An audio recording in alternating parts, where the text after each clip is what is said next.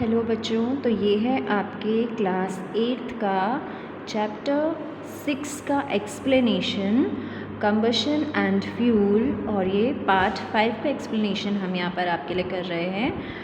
तो ये टॉपिक है हमारा व्हाट इज़ अ फ्यूल। ठीक है, इसके पहले हमने आपको दिख रहा होगा डायग्राम में डिफरेंट जोन्स ऑफ कैंडल के बारे में पढ़ा था। ठीक है, तो फ्यूल एक्चुअली में होता क्या है। ठीक है, so recall that the sources of heat energy for domestic and industrial purposes are mainly wood, charcoal, petrol, kerosene etc.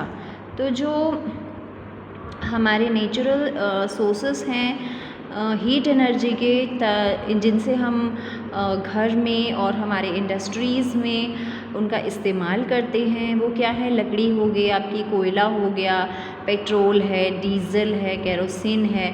तो ये सारे सब्सटेंसेस बेटा जो हमें हीट एनर्जी प्रोवाइड करते हैं हमारे डेली पर्पस के लिए, हमारे यूज़फुलनेस के लिए, और इन्हीं सब्सटेंसेस को हम क्या बोलते हैं? फ्यूल्स बोलते हैं। ठीक है, ईंधन। So a good fuel is one which is readily available. तो एक गुड फ्यूल, एक अच्छा फ्यूल वो होता है जो हमारे लिए हमेशा ईज़िली अवेलेबल रहे, सस्ता रहे, बहुत महंगा ना रहे, हमें एक आसानी से अवेलेबल हो, और जब जले तो एक मॉडरेट रेट पे जले। ठीक है, ऐसा नहीं कि तुरंत जल जाए और ख़त्म, अच्छे से जले, मॉडरेट रेट पे जले, और जब वो जले तो उसमें बहुत लार्ज अमाउंट में हमें हीट प्रोवाइड हो ताकि हम उसका इस्तेमाल कर सकें उस हीट एनर्जी का, और वो जलने के बाद किसी भी तरह का अनडिज़ायरेबल सब्सटेंस पीछे से ना छोड़े। ठीक है, तो इस तरह के फ्यूल को हम एक आइडियल फ्यूल कहते हैं बेटा, एक आदर्श ईंधन कहते हैं। बट कोई भी फ्यूल इतना आइडियल फ्यूल नहीं होता है, क्योंकि आप लकड़ी भी जलाते हैं तो एट लास्ट में उसकी ऐश बचती है, कंडे जलाते हैं तो भी उसकी ऐश बचती है, पेट्रोल जलता है तो उसमें से गैसेस रिलीज़ होती हैं, डीजल से गैसेस रिलीज़ होती हैं, कोयले में गैसेस रिलीज़ होती हैं। ओके, तो इस तरह का आइडियल फ्यूल तो कोई भी नहीं है। बट हाँ, कुछ फ्यूल्स ऐसे हैं जो हमारे लिए फिर भी अवेलेबल होते हैं, कुछ सस्ते भी होते हैं। ठीक है, so we should look for a fuel which fulfills most of the requirement for a particular use। तो हमें किसी एक ऐसे फ्यूल को देखना चाहिए जो हमारी इन रिक्वायरमेंट्स को फुलफ़िल करे। ठीक है, तो अलग अलग फ्यूल्स की अलग अलग कॉस्ट होती है बेटा। कुछ फ्यूल्स बहुत महंगे होते हैं, जैसे कि आपको पता ही है पेट्रोल कितना महंगा है। ठीक है, और कुछ फ्यूल्स जो हैं वो सस्ते होते हैं एज़ कम्पेयर टू अदर। तो फ्यूल्स जो हैं तीनों स्टेट में हमें मिलते हैं, सॉलिड में भी मिलते हैं, लिक्विड में भी मिलते हैं, और गैसेस में भी मिलते हैं। तो इस तरह की एक टेबल यहाँ दी हुई है, आपको इस टेबल को फिल करना है। ठीक है, दिस इज़ योर होमवर्क। इसमें आप सॉलिड फ्यूल्स लिखेंगे, लिक्विड फ्यूल्स लिखेंगे, और यहाँ पर गैसियस फ्यूल्स लिखेंगे। एक एक फ्यूल्स आपको एग्जाम्पल के लिए यहाँ पर दिया हुआ है। ओके, चलिए आगे देखेंगे हम और पढ़ेंगे फ्यूल एफिशिएंसी के बारे में। ठीक है, so suppose you were asked to boil a given quantity of water using cow dung, coal and LPG as fuel, which fuel would you prefer. तो अगर मैं आपको बोलूँ कि बच्चों आपको एक बोल पानी उबालना है, और मैं आपके सामने 3 फ्यूल्स रख देती हूँ, कंडे रख देती हूँ, कोयला रख देती हूँ, और LPG गैस रख देती हूँ, तो आप किस फ्यूल को प्रेफर करेंगे और क्यों? ठीक है, आपको इसका आंसर हमें देना है। तो यदि I will be at the place, I will be using LPG, मैं अगर वहाँ होती तो मैं LPG गैस को इस्तेमाल करती, जिसे जलाना इजी होता है, जिसके जलाने पर धुआं नहीं निकलता है, जो इजीली जल जाती है। ठीक है, और जो जल्दी हमारे पानी को गर्म कर देगी, बॉईल कर देगी। ठीक है, तो यहाँ पर यही बताया गया है बेटा कि do these 3 fuels produce same amount of heat. क्या तीनों फ्यूल, चाहे वो काउडंग हो, कोल हो, या तो फिर LPG हो, क्या ये जब तीनों जलेंगे तो सेम अमाउंट में हीट प्रोड्यूस करेंगे? What is your answer? तो आंसर होगा नहीं। तीनों फ्यूल जब जलेंगे तो अलग अलग अमाउंट में उनमें से हीट प्रोड्यूस होगी। ठीक है, तो बेटा यही चीज़ यहाँ पर बताई गई है कि the amount of heat energy produced on complete combustion of 1 kg of a fuel.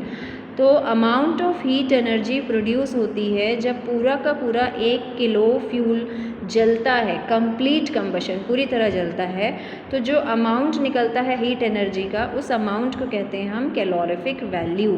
किसकी कैलोरीफिक वैल्यू? फ्यूल की कैलोरीफिक वैल्यू, कि हमने 1 किलो लकड़ी जलाई तो उसमें से इतनी अमाउंट में, इतनी किलो या इतनी अमाउंट में जो है हीट प्रोड्यूस हुई। ठीक है, और ये कैलोरीफिक वैल्यू का यूनिट क्या होता है बेटा? expressed in a unit called kilojoule per kg। ये दिया हुआ है यहाँ का इसका यूनिट किलो जूल पर केजी, ये इसका यूनिट है, कैलोरीफिक वैल्यू का यूनिट है। तो इस टेबल में आप देख पा रहे होंगे यहाँ पर फ्यूल्स लिखे हुए हैं और यहाँ पर इनकी कैलोरीफिक वैल्यू लिखी हुई है पर केजी, मतलब 1 किलो जो है इतना फ्यूल जलाने पर इतनी कैलोरीफिक वैल्यू इसमें से हमें मिलती है। ठीक है, तो चलो देखते हैं। काउडंग केक्स मतलब कंडे, 1 किलो कंडे जलाने पर हमें 6 से 8,000 किलो जूल कैलोरीफिक वैल्यू मिलती है, मतलब इतनी हीट एनर्जी जो है इसमें से लिबरेट होती है, प्रोड्यूस होती है। लकड़ी जलाने पर 17,000 से 22,000 तक, कोल जलाने पर 25,000 से 33,000 तक, पेट्रोल जलाने पर इतनी, और ये सब कुछ। ठीक है, तो जिसमें से आप देख पा रहे होंगे सबसे ज़्यादा जो है हाइड्रोजन की है calorific value 1,50,000। Okay, 1,50,000 hydrogen gas जब हम जलाएंगे तो उसमें से 1 kg हाइड्रोजन गैस जब हम जलाएंगे तो उसमें से 1,50,000 kilo joule calorific heat energy produce होगी। ओके, चलिए नेक्स्ट टॉपिक हम देखेंगे, burning of fuels leads to harmful products. तो इंक्रीजिंग का fuel consumption has harmful effects on the environment. तो जितना ज़्यादा हम ये फ्यूल्स इस्तेमाल करेंगे उतना ज़्यादा हमारे एनवायरनमेंट के लिए भी ये सारी चीज़ें हार्मफुल है। ठीक है, ऐसा नहीं है कि हम कोई भी चीज़ इस्तेमाल करें और उसका कोई भी नेगेटिव इफ़ेक्ट जो है हमारे एनवायरनमेंट पर ना पड़े। जैसे कि कार्बन से रिलेटेड जो भी फ्यूल्स होते हैं, लकड़ी हो गई, कोयला हो गया, पेट्रोल हो गया, है ना, ये सब में कार्बन होता ही है।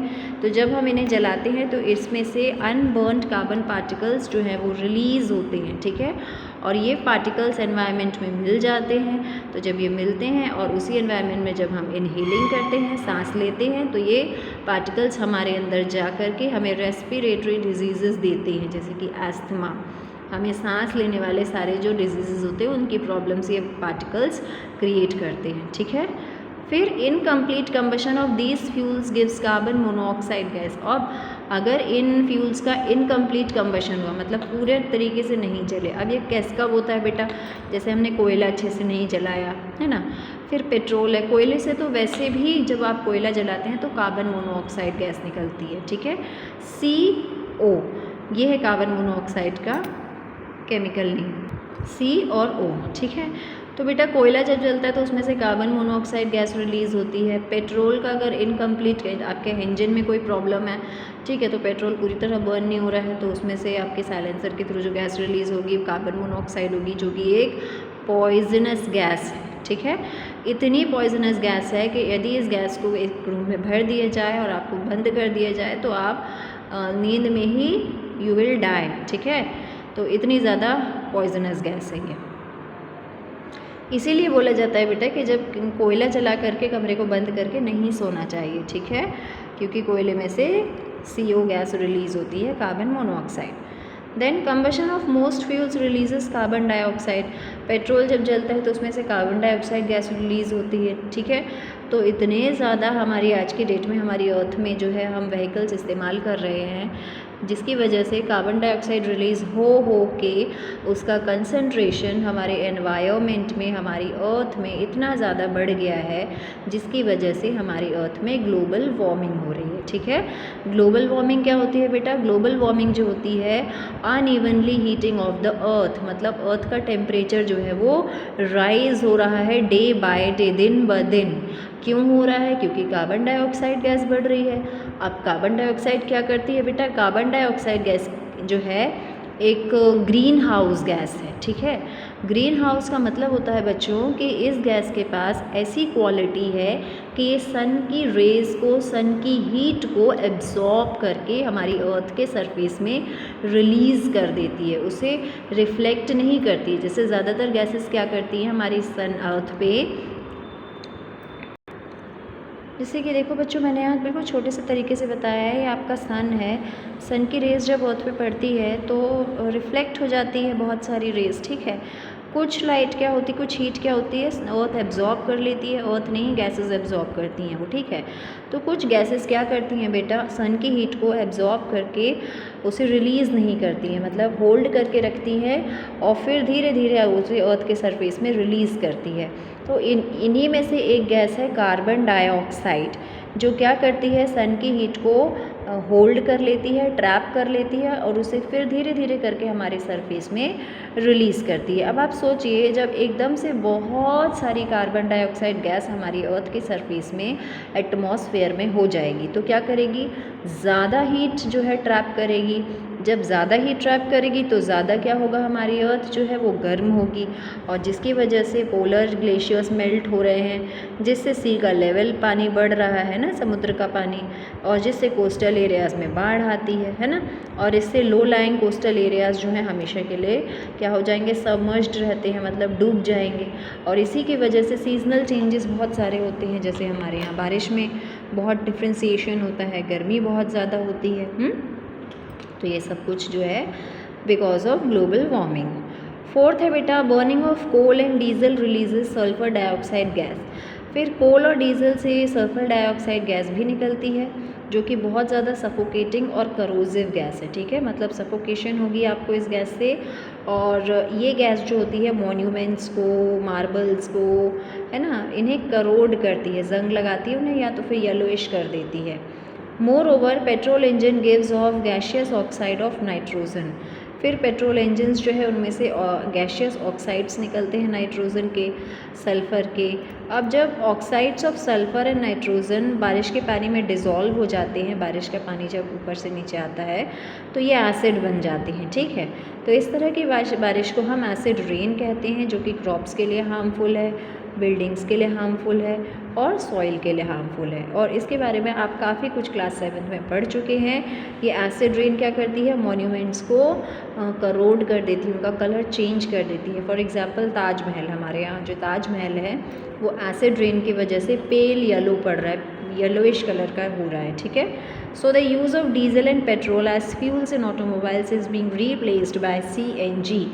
तो हम ये कोशिश कर रहे हैं कि डीज़ल और पेट्रोल को फ्यूल्स के तौर पर इस्तेमाल करने से बेटर है कि हम उसे CNG, उनमें CNG कंप्रेस्ड नेचुरल गैस का इस्तेमाल करें, क्योंकि CNG जो होती है वो हार्मफुल प्रोडक्ट रिलीज़ नहीं कर, बहुत कम अमाउंट में रिलीज़ करती है, ठीक है, ना के बराबर। और इसीलिए हम इसे एक क्लीनर फ्यूल समझते हैं। हालांकि ये थोड़ा सा महंगी होती है, बट स्टिल अगर हम चाहें तो इसका इस्तेमाल कर सकते हैं, ठीक है, अपने अर्थ को सेव करने के लिए।